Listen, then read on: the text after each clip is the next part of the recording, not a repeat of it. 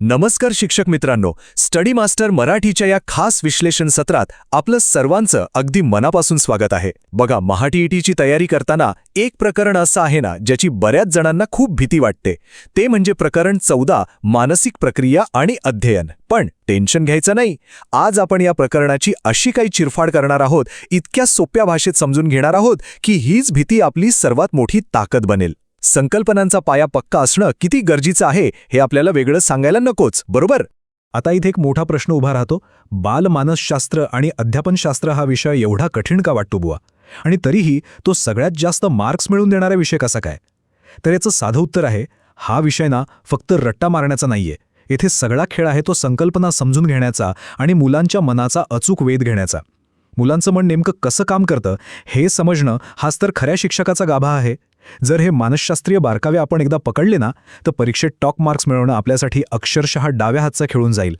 आणि म्हणूनच या मास्टर क्लासमध्ये आपण केवळ पुस्तकी ज्ञान नाही बघणार, तर क्लिष्ट वाटणाऱ्या या सगळ्या मानसशास्त्रीय संकल्पना आपल्या रोजच्या शालेय जीवनातील एकदम साध्या सोप्या उदाहरणांमधून उलगडणार आहोत.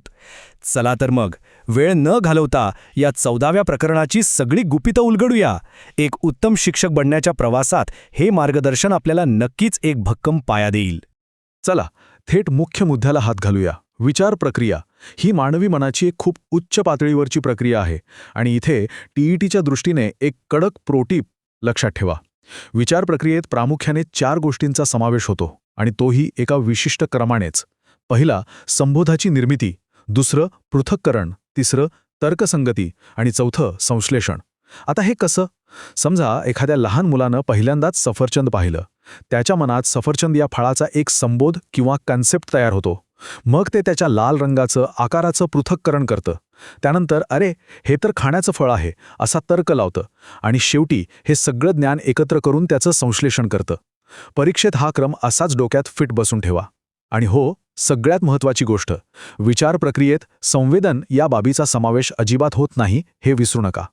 आता तुम्ही म्हणाल, हे संवेदन म्हणजे नेमकं काय भानगड आहे आणि त्याचा विचारांशी काय संबंध? तर बघा, संवेदन म्हणजे आपल्या 5 ज्ञानेंद्रियांकडून बाहेरच्या जगाची माहिती मेंदूपर्यंत पोहोचण्याची पहिली पायरी. अगदी कच्चा डेटा, रॉ इन्फॉर्मेशन. पण जेव्हा आपला मेंदू या संवेदनेला एखादा अर्थ प्राप्त करून देतो ना, तेव्हा त्याला अवबोध म्हणजेच परसेप्शन म्हणतात. एकदम सोप्या उदाहरणाने सांगतो. शाळेत असताना अचानक एक मोठा टणटण आवाज कानावर पडतो. हे झालं फक्त संवेदन. पण तोच आवाज ऐकून जेव्हा आपला मेंदू सांगतो की अरे च्या, ही तर मधल्या सुट्टीची घंटा आहे, तो जो अर्थ मिळतो ना, तो झाला अवबोध. म्हणजे ज्ञानप्राप्तीची पहिली पायरी संवेदन आणि त्याला मिळालेला अर्थ म्हणजे अवबोध. क्लिअर? पण कधीकधी या अवबोधामध्ये गडबड होते, चूक होते. मग काय होतं? तेव्हा निर्माण होतो भ्रम. भ्रम म्हणजे असा दोष जिथे समोर उद्दीपक प्रत्यक्ष हजर असतो, पण आपण त्याचा चुकीचा अर्थ लावतो. आता टीईटी परीक्षेचा पेपर सेट करणाऱ्यांचा एक अत्यंत लाडका प्रश्न आहे, तो म्हणजे अंधारात पडलेल्या दोरीला पाहून साप समजणं. आता इथे दोरी प्रत्यक्ष अस्तित्वात आहे म्हणजे संवेदन झाले, पण आपल्या मेंदूने तिला साप समजण्याची जी घोडचूक केली ना, तो अवबोधातील दोष आहे. आणि यालाच आपण मानसशास्त्रात भ्रम म्हणतो.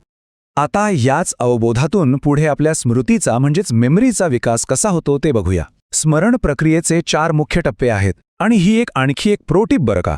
हे टप्पे अगदी याच क्रमाने पाठ असलेच पाहिजेत. माहिती ग्रहण करणं, तिची साठवण करणं, पुनरावहन म्हणजे ती माहिती पुन्हा आठवणं आणि शेवटी ओळखणं. आपला मेंदू आधी माहिती घेतो आणि मगच साठवतो, हा निसर्गाचा नियम आहे. हे क्रमाने लक्षात ठेवण्यासाठी ग्रसापुओ अशी एखादी छोटी ट्रिक लक्षात ठेवली तरी चालेल. कारण मागील अनेक वर्षांच्या प्रश्नपत्रिका काढून बघा, या योग्य क्रमावर हमखास प्रश्न आलेलाच आहे. स्मृतीबद्दल बोलतोय तर एक खूप भारी आणि परीक्षेसाठी अत्यंत महत्त्वाचा आकडा सांगतो, 20 ते 30 सेकंड. आता हे काय आहे? तर हा आपल्या अल्पकालीन स्मृतीचा म्हणजेच शॉर्ट टर्म मेमरीचा अगदी अचूक कालावधी आहे. हे अगदी आपल्या मोबाईलवर येणाऱ्या OTP सारखं आहे बघा.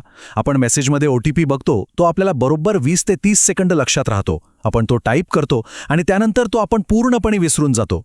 परीक्षेत आपल्याला कन्फ्यूज करण्यासाठी हा प्रश्न बऱ्याचदा विचारला जातो. त्यामुळे हा OTPचा कालावधी कायम डोक्यात ठेवा. पण समजा आपण गोष्टी आठवूच शकलो नाहीत तर विस्मरण का होतं? याचं सगळ्यात मुख्य कारण आहे अनुयोगाचा अभाव किंवा सरावाचा अभाव. आपण जे शिकलोय त्याचा प्रत्यक्ष वापर नाही केला की विस्मरण ठरलेलं. म्हणूनच शिक्षक म्हणून आपल्याला पाठ्ययोजनांमध्ये उजळणी किंवा रिव्हिजन ठेवणं इतकं गरजेचं असतं जेणेकरून मुलांना या अनुयोगाच्या अभावाचा फटका बसणार नाही. पण एक गंमत सांगू, काही मानसशास्त्रज्ञांनी या विस्मरणाला मानवासाठी एक वरदान सुद्धा म्हटलंय. विचार करा ना, आयुष्यातली प्रत्येक छोटी, वाईट किंवा दुःखद गोष्ट जर आपल्याला अशीच्या अशी कायम लक्षात राहिली असती तर जगणं किती कठीण आणि तलावपूर्ण झालं असतं, नाही का? चला आता जरा अध्ययनाच्या संक्रमणाकडे वळूया. एका विषयाचं ज्ञान दुसऱ्या विषयात कसं काम करतं? समजा जुनं ज्ञान नवीन काहीतरी शिकताना फायदेशीर ठरलं तर ते झालं धनसंक्रमण, म्हणजेच पॉझिटिव्ह ट्रान्सफर. जसं सायकल चालवता येणाऱ्याला स्कूटी शिकणं खूप सोपं जातं. पण जर जुन्या ज्ञानाने नवीन शिकण्यात अडथळा आणला तर ते ऋणसंक्रमण. म्हणजे बघा, अमेरिकेत डाव्या बाजूने गाडी चालवण्याची सवय असलेल्या माणसाला भारतात आल्यावर उजव्या बाजूने गाडी चालवताना सुरुवातीला खूप त्रास होतो. आणि जर पहिल्या अध्ययनाचा दुसऱ्यावर काहीच म्हणजे शून्य परिणाम झाला तर ते शून्य संक्रमण. इतिहास वाचल्याचा पोहण्यावर काही फायदा किंवा तोटा होतो का? नाही ना. अगदी तसंच. ह्या सगळ्या अध्ययन प्रक्रियेच्या पाठीमागे एक खूप जबरदस्त इंजिन काम करत असतं आणि ते म्हणजे प्रेरणा, मोटिवेशन. प्रेरणेचे 2 मुख्य प्रकार आहेत बरं का, आंतरिक आणि बाह्य. बाह्य प्रेरणा ही एखाद्या बक्षिसासाठी किंवा स्पर्धेतून मिळते, म्हणजे मुलाने पाडेपाठ केल्यावर त्याच्या वहीवर छान स्टार देतो ना आपण, तसं. पण आंतरिक प्रेरणा ती स्वतःच्या आवडीतून, खऱ्या जिज्ञासेतून आणि मिळणाऱ्या आनंदातून येते. एक यशस्वी शिक्षक तोच असतो जो मुलांना फक्त बक्षीस किंवा बाह्य प्रेरणेवर अवलंबून ठेवत नाही, तर त्यांच्या मनात विषय शिकण्याची आतून आवड निर्माण करतो. कारण प्रेरणा हेच ते इंजिन आहे जे माणसाला ऊर्जाही देतं आणि योग्य दिशाही दाखवतं. आता प्रेरणा आणि आवडीचा विषय निघालाच आहे तर एक अतिशय प्रसिद्ध आणि परीक्षेच्या दृष्टीने एकदम VIP असं विधान सांगतो. अभिरुची आणि अवधान हे एकाच नाण्याचे 2 पैलू आहेत. हे सुप्रसिद्ध मानसशास्त्रज्ञ मॅकडुगल यांचं वाक्य आहे. हा प्रश्न परीक्षेत वारंवार का येतो माहिती आहे? कारण यात एक खूप मोठं मानसशास्त्रीय सत्य लपलंय. तुम्ही कोणत्याही मुलाला लक्ष देण्यासाठी म्हणजेच अवधानासाठी सक्ती करूच शकत नाही जोपर्यंत तुम्ही त्याच्या मनात त्या विषयाबद्दल आवड निर्माण करत नाही. जिथे आवड असते ना तिथे लक्ष आपोआप खेचलं जातं. अवधान ही फक्त अभिरुचीची एक ॲक्शन आहे. मग हे अवधान किंवा लक्ष देणं नेमकं काम कसं करतं? बघा, अवधान ऐच्छिक असू शकतं, जिथे आपण स्वतः ठरवून लक्ष देतो. ते अनैच्छिक किंवा सवयीचंही असू शकतं. पण इथे सर्वात भारी आणि महत्त्वाचा मुद्दा हा आहे की असं काय आहे जे आपले लक्ष आपोआप ओढून घेतं? तो बाह्यनिर्धारक घटक कोणता? तर तो आहे तीव्रता. समजा आपण रस्त्याने एकदम शांतपणे चाललोय आणि अचानक मोठा आवाज झाला किंवा जोरात डीजे वाजू लागला तर आपली इच्छा नसतानाही आपलं लक्ष तिकडे जातच. हीच ती तीव्रता. वर्गात शिकवताना आपण शिक्षक याच तीव्रतेचा वापर करतो बरं का. अचानक टाळी वाजवणं, आवाजात चढ उतार करणं किंवा फळ्यावर मस्त रंगीत खडूने लिहिणं, हे सगळं मुलांचं लक्ष वेधून घेण्याचे तीव्रतेचेच तर प्रयोग आहेत. लक्ष दिल्यानंतर मुलं आपोआप कल्पनेच्या विश्वात रमतात. आता या कल्पनेकडे वळूया. कल्पना ही नेहमी आपल्या जुन्या अनुभवांवरच आधारित असते. मॅकडुगल यांनी या कल्पनाशक्तीचे मुख्य 2 प्रकार पाडले आहेत: पुनर्जीवित कल्पना आणि उत्पादक कल्पना. यातला फरक समजून घेणं खूप महत्त्वाचं आहे. पुनर्जीवित कल्पना म्हणजे जुन्या गोष्टी जशाच्या तशा आठवणं, जसं गेल्या वर्षीच्या सहलीचा प्रसंग हुबेहूब डोळ्यासमोर उभा करणं. पण उत्पादक कल्पना म्हणजे काय? तर त्याच जुन्या अनुभवांची नव्याने जुळवाजुळव करून काहीतरी भन्नाट नवीन निर्माण करणं. जसं त्या सहलीच्या अनुभवावर एखादी पूर्णपणे नवीन काल्पनिक गोष्ट लिहिणं किंवा एखादा नवीन सायन्स प्रोजेक्ट बनवणं. आणि या मानसशास्त्रीय प्रवासातली ही शेवटची पण तितकीच मोलाची प्रोटिप, भावनिक बुद्धिमत्ता. जेव्हा केव्हा भावनांचं व्यवस्थापन आणि आकलन असा प्रश्न परीक्षेत दिसेल ना, तेव्हा डॅनियल गोलमन हे नाव डोळे झाकून टिक करा.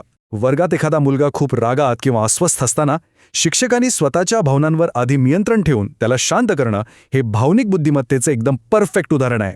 तर मित्रांनो, आज आपण खरंच खूप मोठा टप्पा पार केलाय. थोडक्यात उजळणी करायची झाली तर आपण विचार प्रक्रियेचे 4 टप्पे पाहिले, संवेदन आणि अवबोधातील फरक समजून घेतला, स्मृतीचे टप्पे, विस्मरणाची कारणं, अध्ययनाचं संक्रमण कसं होतं, हे सगळं आपण मस्त उदाहरणांसह पाहिलं.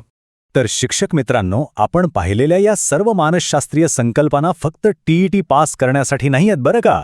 हे ते जादूचं अस्त्र आहे ज्याचा वापर करून आपण भविष्यातले आपले वर्ग अधिक जिवंत आणि आपल्या विद्यार्थ्यांचं जीवन अधिक समृद्ध करणार आहोत. मला पूर्ण खात्री आहे की आजच्या या विश्लेषणातून तुमच्या संकल्पना एकदम क्रिस्टल क्लिअर झाल्या असतील आणि मगाशी म्हटल्याप्रमाणे परीक्षेची भीती आता पूर्णपणे आत्मविश्वासात बदलली असेल. महा-TETच्या अशाच परिपूर्ण आणि सखोल तयारीसाठी स्टडी मास्टर मराठी चॅनलला नक्की सबस्क्राईब करा आणि हो, हे मार्गदर्शन तुमच्या इतर शिक्षक मित्रांपर्यंत पोहोचवायला विसरू नका. चला तर मग उद्याच्या उज्ज्वल भविष्यासाठी आजच भक्कम तयारी करूया. खूप खूप धन्यवाद आणि परीक्षेसाठी तुम्हाला भरघोस शुभेच्छा.